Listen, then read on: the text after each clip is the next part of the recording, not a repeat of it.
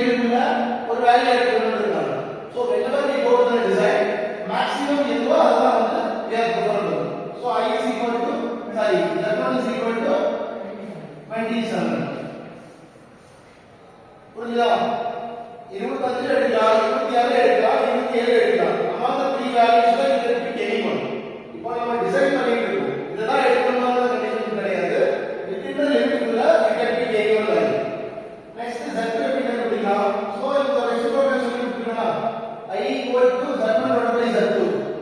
இப்போ நமக்கு I is equal to Z1 divided by Z2. Z1 என்ன நம்ம வந்துலாமா? அப்ப இந்த டினாமினேட்டர் மேல போச்சுனா Z2 is equal to I into Z1 ஆகுமா? அப்ப I ஓட வேல்யூ நம்ம என்ன கண்டுபிடிச்சோம்? 2.25 into 27. So Z2 is equal to 61. Clear? Copy பண்ணிக்கோங்க. இதெல்லாம் டவுட் இருக்கா? We solved only out of 14 steps we can solve only 2 steps. Then the steps la doubt இருக்கா? So first வந்து I எப்படி கண்டுபிடிச்சோம்னா with the reciprocal of the relationship. ஒண்ணா diagonal relationship இருக்கலாம், இல்ல RPM இருக்கலாம், இல்ல number of teams இருக்கலாம். But நமக்கு கொடுத்திருக்கிறது reciprocal of RPM. So RPM இருந்து we can solve the transfer ratio.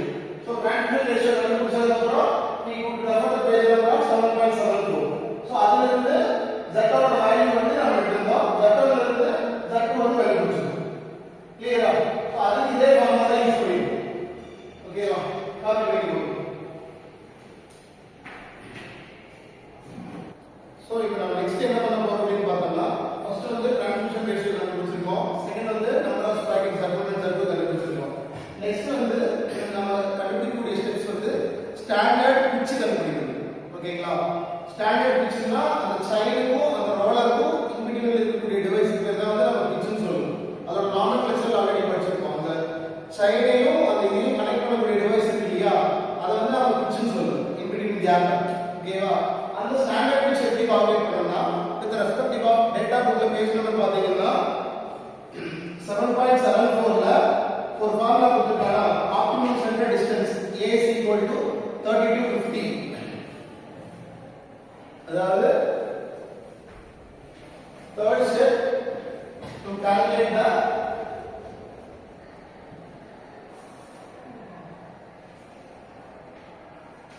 standard pitch. This is denoted by capital P. So A is equal to